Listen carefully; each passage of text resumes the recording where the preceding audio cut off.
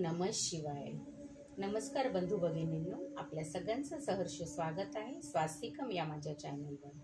आज मी आपल्यासाठी श्री शिवलीलामृत कथासारातील 12वा अध्याय घेऊन आलेली आहे आणि शिवबाबाच्या चरणी एकच प्रार्थना आहे की हे शिवबाबा, तुझ्या ज्या कुठल्या भक्तांपर्यंत तुला हे शिवलीलामृत पोहोचवायचं आहे, त्यांच्या ज्ञानामध्ये वृद्धी करायची आहे, त्यांना अजून तुला नीट समजून घेण्यासाठी ही जी कथा मी सांगत आहे ही कारणीभूत हो. हीच तुझ्या चरणी प्रार्थना.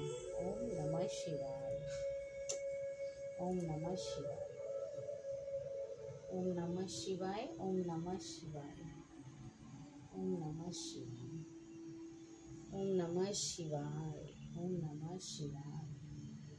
ओम नमः शिवाय. ओम नमः शिवाय. ओम नमः शिवाय. ओम नमः शिवाय. ओम नमः शिवाय. ओम नमः शिवाय. ओम नमः शिवाय. हे अग्नि देवता शक्ती. ओम नमः शिवाय. ओम नमः शिवाय. अध्याय 12वा.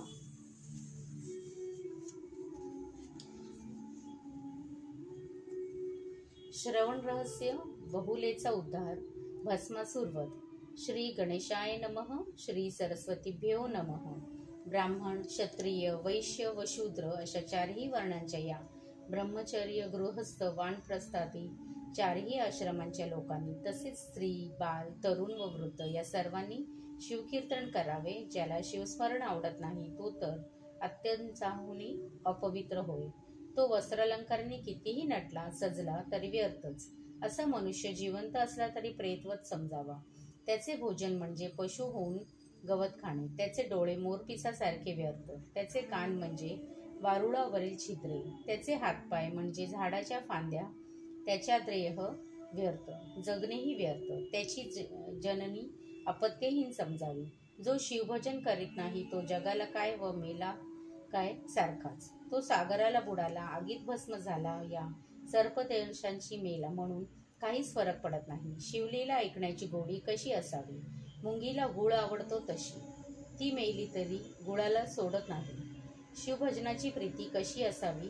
मातापित्याला आपल्या पुत्राबद्दल असते तशी. चुकलेल्या पुत्राच्या आगमनाची शुभवार्ता समजत असते जसे. प्रेमाने धावत तसे शिवकीर्तन असेल तरी ते आवडीने धावत जावे. शिवलीलांचे श्रवण म्हणजे अमृत पर्वणीच. त्या ऐकण्याची हातातील सर्व कामे टाकून जावे. गावी गेलेल्या पतीचे पुष्कळ दिवसांनी खुशाली पत्र आले म्हणजे त्यातील मजकूर ऐकण्याची पतिव्रता जशी आतुर होऊन तशीच आतुरता शिवकीर्तन ऐकताना असावी. निर्धनाला द्रव्यघट सापडाला, जन्मंधाला दृष्टी आली व तहानलेल्या थंडी पाणी प्यावयास मिळाले तर त्याला जसा आनंद होतो तसा आनंद शिवकीर्तना कथा कीर्तन ऐकताना व्हावा. शिवकथा सांगणारा वक्ता गुरु सन्मान असतो. त्याला शिवस्वरूप मानून वंदन करावे. त्याची आदराने पूजा करावी. शिवचरित्र कथा म्हणजे कामधेनूच्या आचळेतील अमृतमय दुग्धधारा. त्या कर्णद्वारे प्राशन कराव्यात. वक्तव्याचा मान ठेवावा. त्याला भरले ते सलते प्रश्न विचारून पाखंड मते मांडून वादविवाद करून अकारण त्रास देऊ नये. एखादी गोष्ट कळली नाही तर जिज्ञासापूर्तीसाठी पुन्हा विचारावी. तो ते जे सांगेल ते लक्षपूर्वक ऐकावे. वक्त्याला जाणीवपूर्वक छळणे हा तर मोठाच दोष आहे. तसे केल्याने मरणोत्तर पेशाचे योनी जन्म होतो. मंदिरामध्ये देवमूर्ती आणि पुराणकथा सांगणारा पुराणिक यांच्याशिवाय अन्य कोणालाही नमस्कार करू नये. कथाश्रवण चालू असताना जो गर्वाने मध्येच उठून जातो तो अल्पायुषी होतो. त्याला प्रपंचात अनेक संकटे भोगावी लागतात. जो कारस्थानी करणारा कपटी, धूर्त, पापी, दृष्ट आहे त्याला मुख्य श्रोता करू नये. श्रवण आस्थेने करावे. श्रवण करताना मनात कुतर्क आल्यास श्रवण व्यर्थ जाते. कथा सांगणे चालू असताना रसभंग करू नये. त्या दोषामुळे मरणोत्तर नरक यातना भोगाव्या लागतात. कथा चालू असताना अन्य काहीच बोलू नये.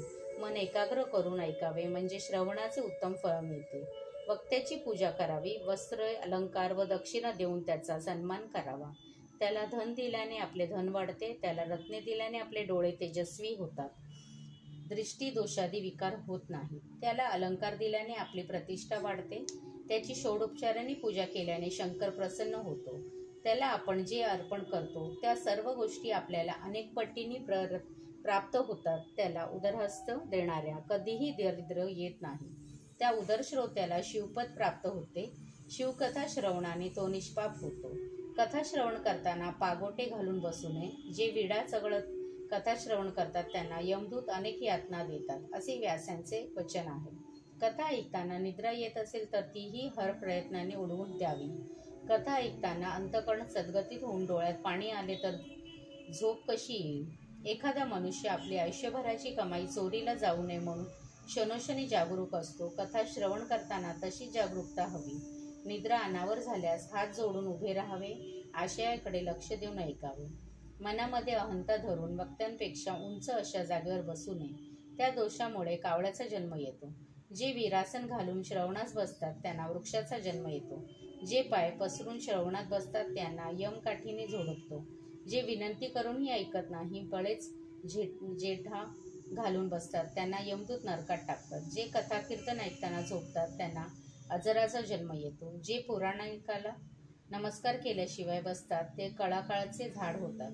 जे कथा श्रवणात अन्य गोष्टी बोलतात ते बेडूक होतात. जे कथा ऐकताना प्रसंगाला अनुरूप आनंदाने टाळ्या वाजवित नाहीत ते प्रपंचात दुःखच भोगतात. जे शिवकीर्तनाला महत्त्व देत नाही ते कुत्र्याच्या जन्माला जातात. जे शिवकीर्तनाविषयी उद्धट वचने बोलतात ते सरड्याच्या जन्माला जातात. जे शिवकीर्तन आदराने श्रवण करीत नाहीत त्यांना डुकराचा जन्म मिळतो. जे शिवरात्रीची निंदा व टवाळी करतात ते लांडगे होतात. वक्त्याला आसन देणारा शिवसान्निध्य प्राप्त करतो. त्याला वस्त्रे देणाऱ्यास अन्नाची कमतरता पडत नाही. पुराणकथाचे श्रवण केल्यास अंगी भक्ती आणि वैराग्य पाणते.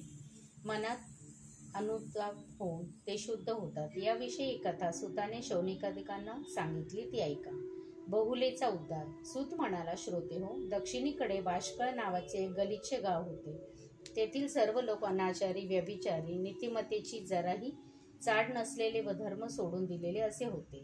चोऱ्या करणे, चहाड्या करणे, दारू पिणे, वाटमाऱ्या करणे, दुराचार करणे, मातापित्यांचा द्रोह करणे हा तेथील नित्याचा व्यवहार होता.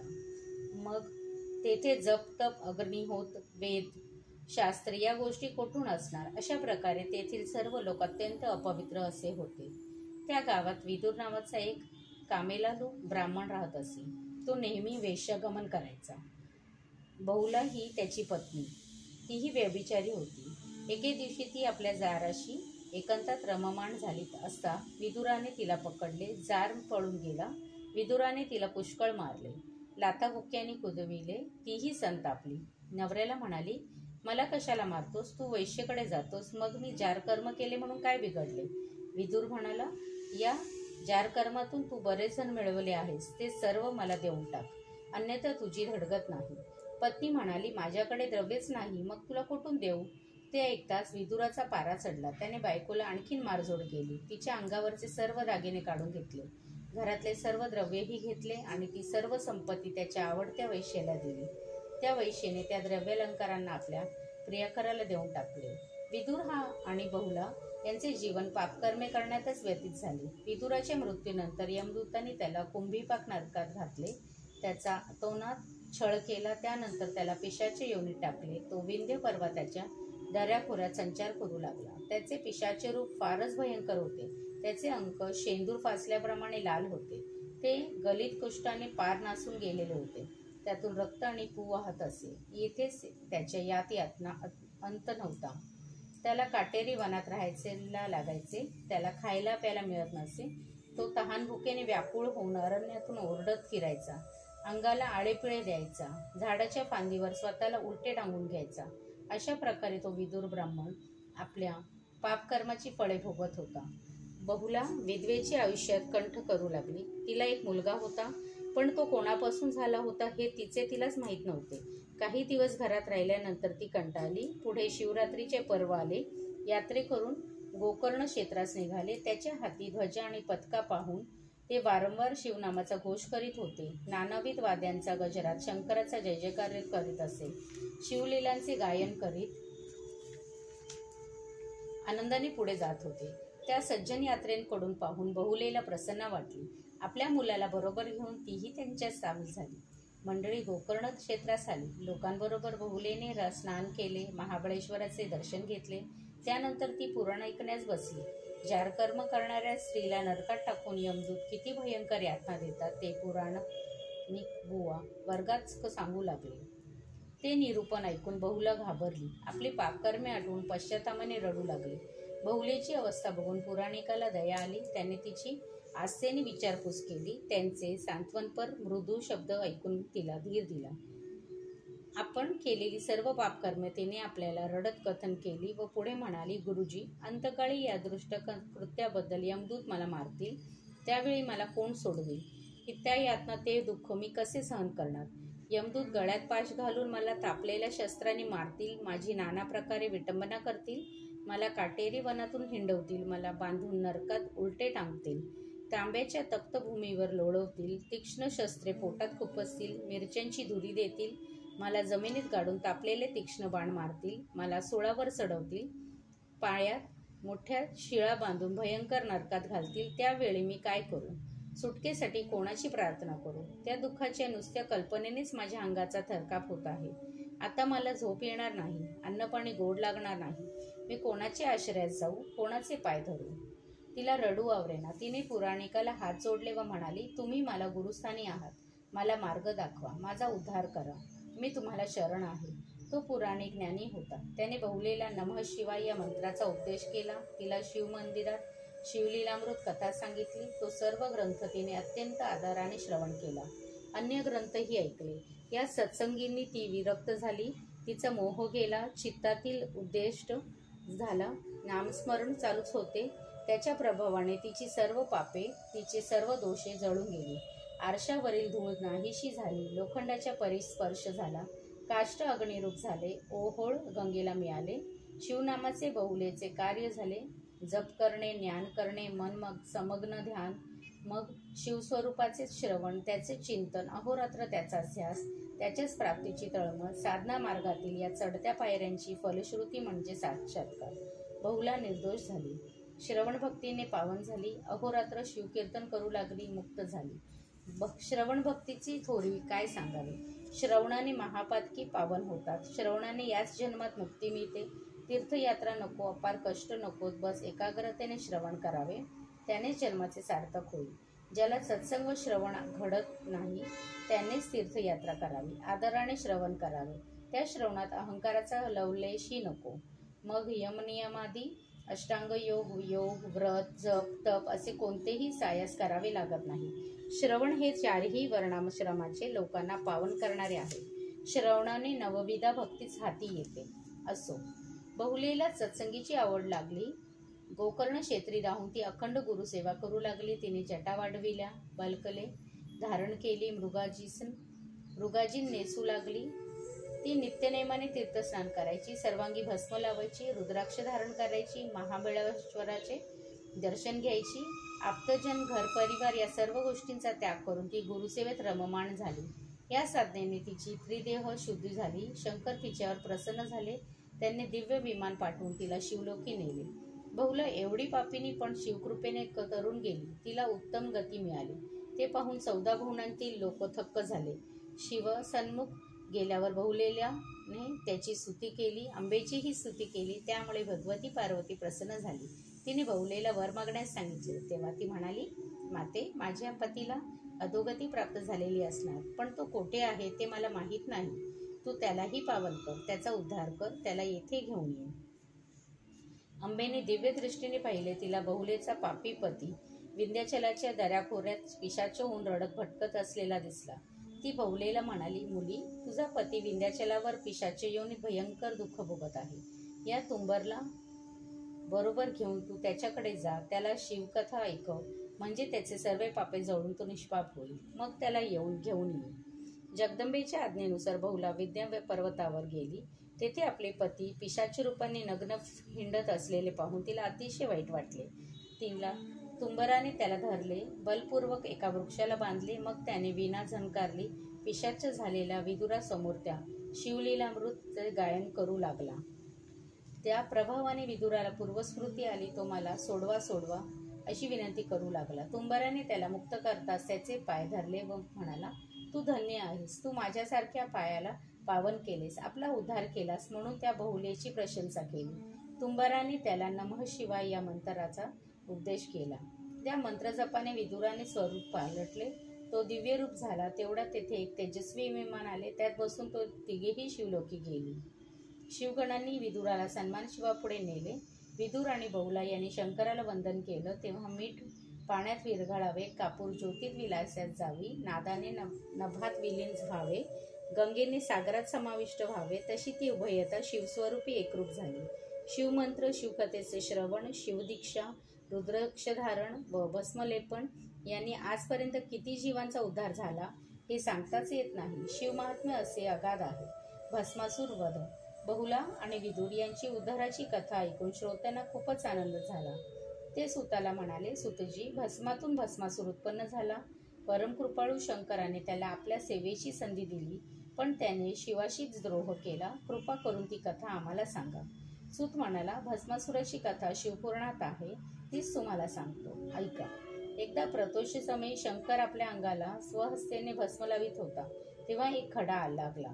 त्याने तो बाजूला काढून खाली जमिनीवर ठेवला. त्यातून अकस्मात एक असुर उत्पन्न झाला. शंकराने त्याचे नाव भस्मासूर असे ठेवले. भस्मासुराने शंकराला वंदन केले व म्हणाला, हे शंभू महादेवा, मला काहीतरी सेवा सांग. शंकर म्हणाला, ठीक आहे, तुम्हाला दररोज या वेळी नवी चिताभस्म आणून देण्याचे काम कर. शिवसेवेची संधी मिळाली म्हणून त्यास समाधान वाटले. तो नेमाने पृथ्वीवर हिंडून शिवभक्तांच्या चित्तेची भस्म शंकराला नेऊन देऊ लागला. शिवमहात्म्य.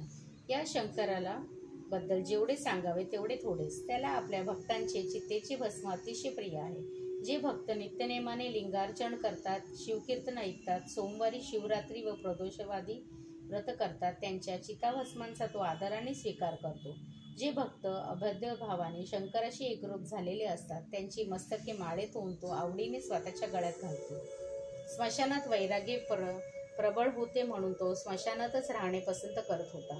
लोक स्मशानातून घरी आले की त्यांच्या मनात तेवढ्यापुरते उपजलेले वैराग्य क्षणात नाहीसे होते. ते पुन्हा विषयांमध्ये रममाण होतात. आपल्या बाबतीत असे होऊ नये म्हणून तो उमावल्लभ नित्य स्मशानात वस्ती करतो. पंचमहाभूते, महातत्वे, पिंड व ब्रह्मांड यांचे निरसन झाल्यावर जे उरते तेच स्वांतमुक्त होय. हेच ब्रह्मानंद रूपी भस्म तो अंगाला लावतो. तो मृत आहे, अमृत आहे, विदेही आहे. तो काम, क्रोधादी षडविकारारहित आहे. असणे, जगणे, वाढणे, बदलणे, वास राहणे, मरणे ह्या 6 अवस्था प्रत्येक पदार्थाला आहेत, पण शंकराला नाही. तो परब्रह्म आहे, शाश्वत आहे, निर्विकार आहे आणि निर्विषय आहे. तो यश, श्री, कीर्ती, औदार्य, वैराग्य आणि ज्ञान या 6 प्रकारच्या ऐश्वर्याने संपन्न आहे. तो कर्तेपणा, नियंत्रणपणा, भोगतेपणा, वैभवयुक्त असणे, साक्षीपणा आणि सर्वज्ञता ह्या 6 चिन्हांनी मंडित आहे. तो अत्यंत शुद्ध आहे, परिपूर्ण आहे, त्रिवद भेदाने रहित असा. तो मायारूपी चक्राचा चालक आहे. तो चैतन्य स्वरूप आहे. निजभक्तांच्या रक्षणासाठी तो सगुण साकार होतो. असा भस्मासुराचे कपट. भस्मासुराची निर्मिती करून शंकराने त्याला भस्म आणण्याचे काम सांगितले. ते काम तो चोख करू लागला. त्यामुळे तो शंकराला प्रिय झाला. पण शंकराची प्रसन्नता लाभल्यामुळे तो उन्मत्त झाला. आता त्याच्या मनात वेगळेच असुरी विचार येऊ लागले. गोब्राह्मणांचा व सज्जनांचा संहार करावा, देवलोकी जाऊन इंद्राला जिंकावे, ब्रह्म, विष्णू, महेश यांचे निर्दालन करून त्रिभुवन जिंकून घ्यावे,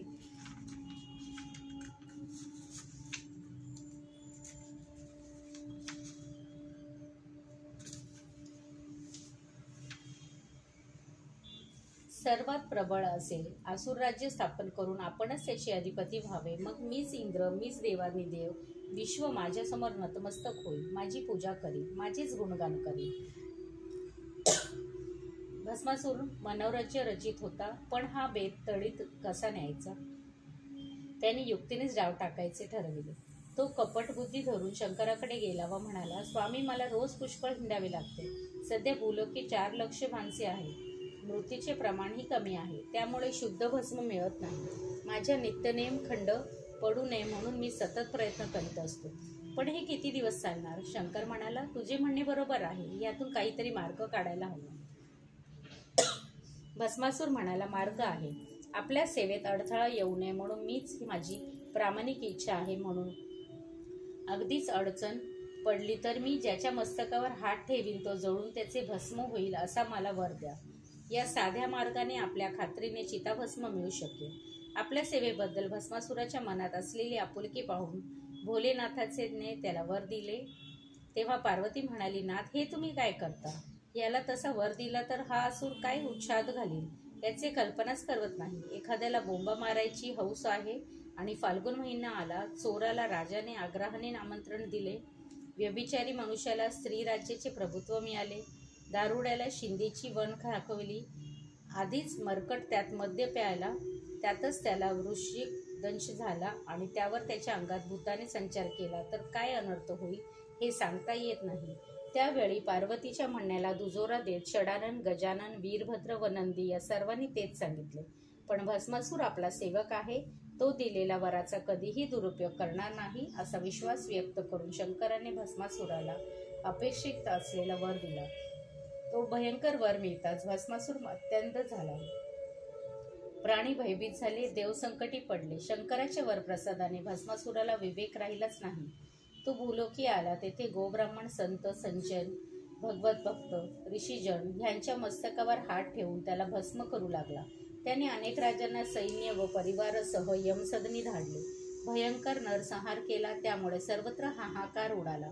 ब्राह्मण व सर्व लोक त्याच्या भीतीने पर्वताच्या व गुह्यांच्या आश्रयाकडे गेले. कोणीही बाहेर फिरकेना. बलाढ्य, महावीर, पराक्रमी योद्धे यांचेही त्याच्यापुढे काहीच चालत नाही.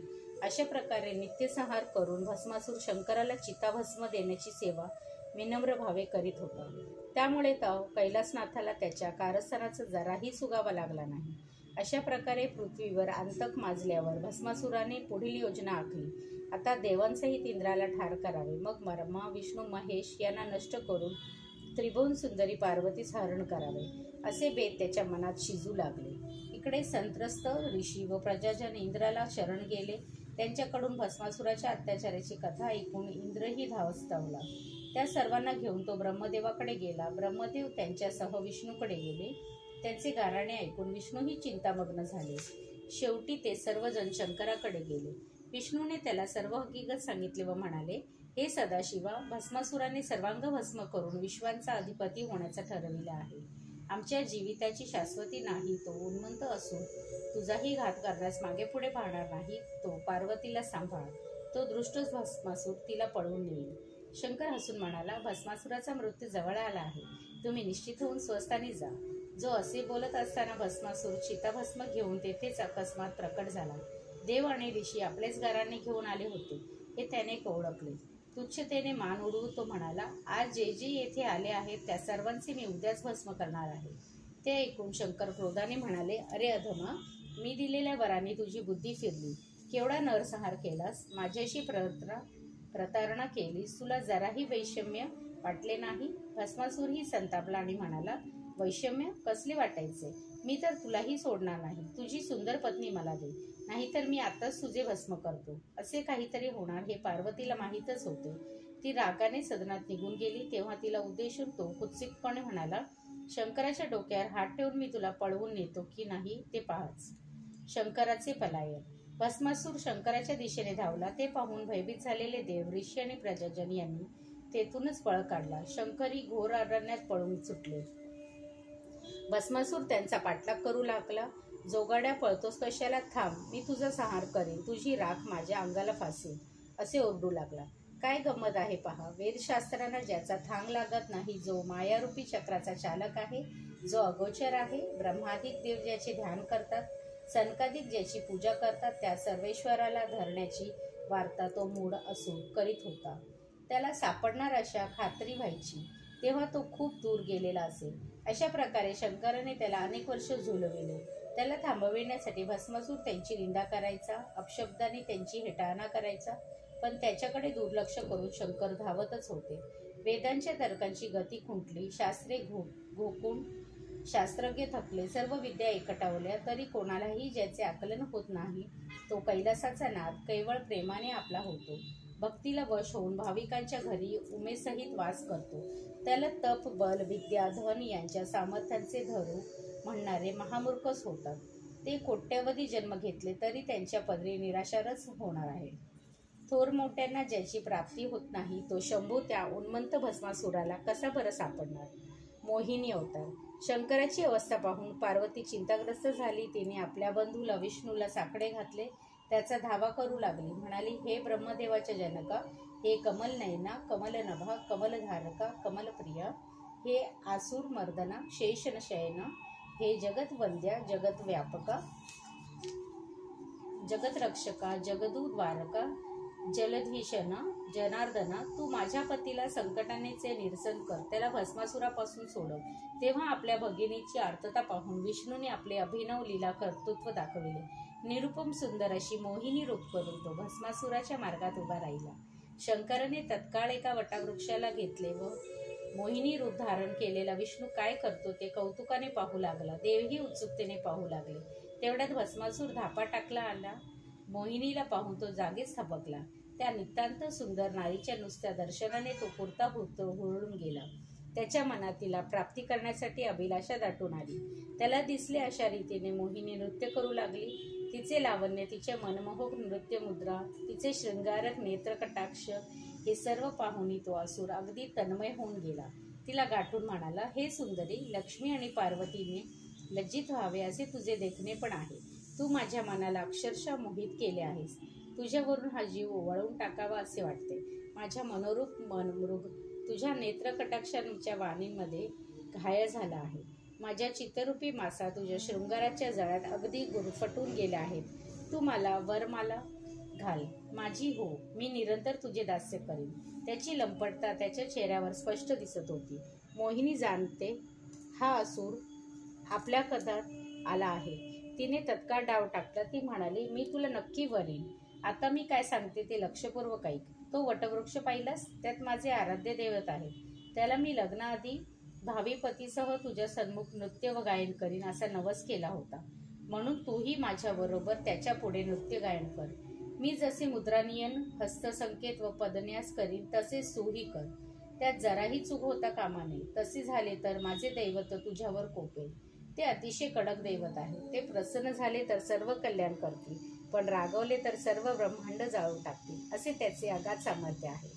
भस्मासूर म्हणाला, एवढेच ना? तुझ्या प्राप्तीसाठी मी तू तर सांगेन तसं नृत्य करेन. अशा प्रकारे भस्मासुराला आपल्या मोहपाशात अडकवून मोहिनीने त्याला वटवृक्षापाशी आणले. तेथे आपल्या दैवताला वंदन करून ती नृत्य गायन करू लागली.